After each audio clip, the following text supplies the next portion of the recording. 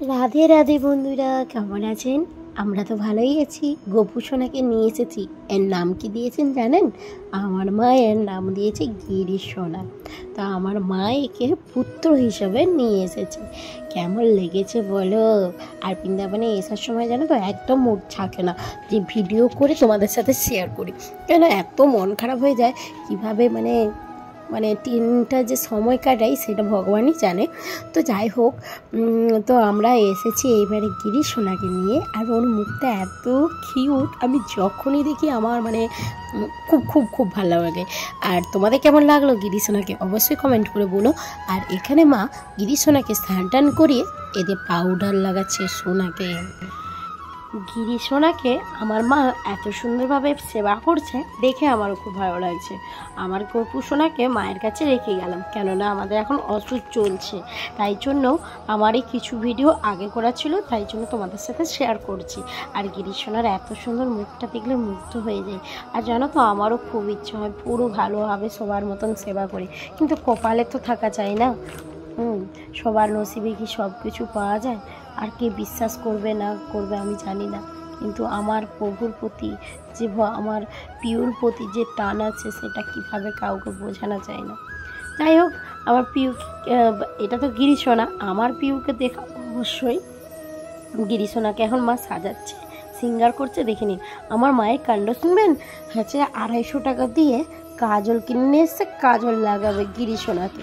আমি মাকে বলছি, মা তুমি কি করছো? গিরি সোনা এত সুন্দর সিঙ্গার করা আছে, আর তোমাকে গিরি সোনার কাজল করতে হবে না। যে মা দেখো না বসে বসে তার গিরি সোনা মাথা হচ্ছে যে আছড়িয়ে দিচ্ছে, তাকে হচ্ছে দর্শন করাচ্ছে। দেখো কেমন সাজ হয়েছে গোপু সোনার। গিরি সোনা, সরি গিরি, তাদের গিরি।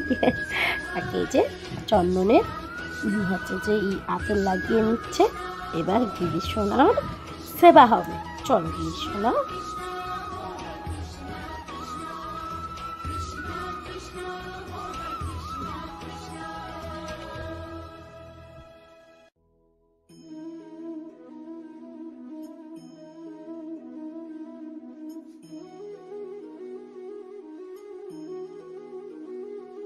গিরি সোনার এই মুখটা দেখে একটা আমার গান মনে পড়ে যাচ্ছে।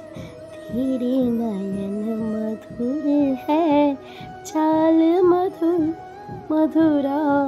গলা বসে গেছে, আর কি গান শোনাবো বলুন না, সবাই আমাকে ছুটাবে। তো আমরা এই বিকেল টাইমটা প্রায় ছাদে চলে এসেছি, মা, আমি আর আমার মেয়ে। তো আমরা এসে এখানে মালা জপি, আর যত জামা কাপড় থাকে বিকেলবেলা সব এখান থেকে তুলে নিয়ে এই যে ছেলে মেয়ে এখানে একটু খেলা করতে থাকে। ছেলে তো স্কুল চলে যায়, তো এসে ওর দুষ্টুমি চালু হয়ে যায়। এসে ও যে দুষ্টুমি করছে, আমরা এই যে আবার একটু যাব বাইরে। তোমরা সাথে থাকো, কোথায় যাচ্ছি দেখো কিন্তু। রাতে আশা করি তোমরা সবাই ভালো আছো, আমিও ভালো আছি। আর অনেক দিনের পর আসলাম, অনেক দিনের পর বলতে কালকে ব্লগটা দেখতেই পাবে। কালকে ব্লগটা করে রেখেছি, তো কিছু কিছু কথা। আর আজকে ভালো লাগছিল না, তো বোর হচ্ছিলাম, ভাবলাম একটু ঘুরে আসি। তো ছেলেকে টিউশন দিতে যাবো, ছেলেও রেডি, গরম করতে নেই, রাধে রাধে বলো। তো ছেলে এদিকে রেডি আর মেয়েও রেডি। আমি এই যে যাচ্ছি এখন মাসিদের ঘর, মাসিদের ঘরে একটু ওখানে একটু মানে ভগবানের কথা শুনবো, আর একটু গল্পও হবে। ওখান থেকে মানে ঘরের কাজ সব সারা হয়ে গেছে, বিকেলের কাজ সব সারা হয়ে গেছে। এসে গোপালকে ভোগ দেবো, আর ছেলেকে আসার সময় নিয়ে আসবো। হ্যাঁ, আসার সময় নিয়ে আসবো। হ্যাঁ, তো ওকে আসার সময় নিয়ে আসবো, তার আগে ওখান থেকে আবার বাজার যাবো। তো দেখা যাক, সাথে থাকো। কি করলাম সারাদিনটা তো দেখাতে পারলাম না, তো বিকেল থেকে ব্লগটা চালু করলাম। রাতে রাতে চলুন ওখানে কি কথা হয় একটু দেখা যাবে। তো আমরা এখন যাচ্ছি মাসিদের ঘর। যাওয়ার আগে আরেকজন আমাদের সাথে যাওয়ার কথা ছিল, ও বললো যে তুই চলে যা, আমি যাচ্ছি। তো আমরা ভাবলাম তার আগে মাসিদের ঘর যাওয়ার আগে চলো আমরা বৃন্দাবন চলে গেছিলাম। তো আমাদের বৃন্দারানী হচ্ছে মারা গেছে। তো আমরা ভাবলাম যে সেবা তো দিতে পারছি না বৃন্দারানী, তো চলো ওখান থেকে চারা নেবো। মা আর আমি চলে এলাম চারা আনতে। এখানে দেখো কত সুন্দর টবগুলো করা আছে। ও বাবা, অনেক দাম বলছে জানো তো। এবার ওখান থেকে নেওয়াটা আমাদের পক্ষে ডিফিকাল্ট হয়ে যাচ্ছে, কথাবার্তা বুঝতে পারছি না। ভাবলাম তোমাদের দাদাভাইকে নিয়ে পরে আসবো। তো আমরা চলে এসেছি মাসিদের বাড়ি। আর মাসি হচ্ছে যে এক ভক্ত, উনি দেখুন তার ভক্তর যে প্রমাণ কত ফটো রাধারানীর এবং ভগবানের কত ফটো। আর আজকে মাসির কাছ থেকে আমি একটা জিনিস শিখলাম, তোমরাও শিখে নাও। সময় নম ওদের ওম নারায়ণ নম, তুমি ও প্র্যাকটিস করছে। বক্ষে মাধব, ভালো করে বলো। ললাটে কেশবায় নম, উদরে নারায়ণায় নম, বক্ষে মাধবায় নম, কণ্ঠে গোবিন্দায় নম, দক্ষিণে বিষ্ণুবে নম। তুমি তোমার ফেসে বুঝতে পারছি না, তুমি বুঝতে পারছো কিনা? আমি তোমার মুখের দিকে তাকিয়ে আছি, আমি এই নিয়ে দেখছি, তুমি মানে তোমার রেকর্ডিংটা আমি শুনতেছি পুরোটাই। দক্ষিণ হস্তে মধুসূদনায় নম, দক্ষিণ স্কন্ধে ত্রিবিক্রমায় নম, বামে বাবুনায় নম, বাম হস্তে শ্রীধরায় নম, বাম স্কন্ধে ঋষিকেশায় নম, পৃষ্ঠে দামোদরায় নম, কোটিতে দামোদরায় নম, পৃষ্ঠে পদ্মনাভায় নম, মস্তকে কেশবায়। Thank you.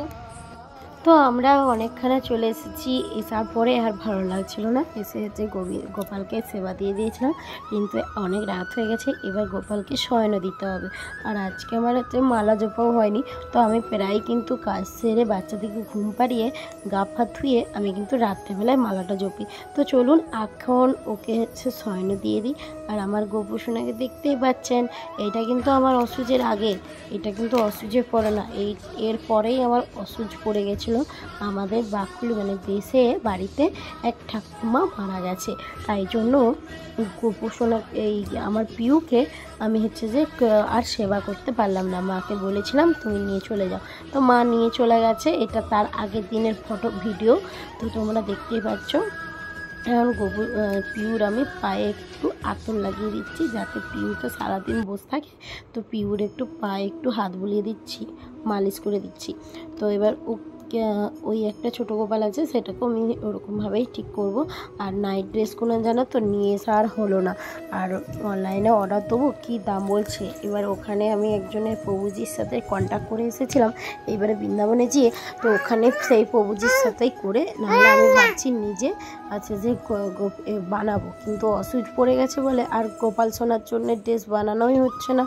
আর এই অসুজটা কাটলে গোপাল সোনার জন্য ড্রেস এবং সোয়েটার বানাতে হবে, শীত পড়ে গেছে। তো চলো রাধে রাধে, ভালো থাকবেন সবাই, আশা করি ভালো লাগলে একটা লাইক করে দেবেন।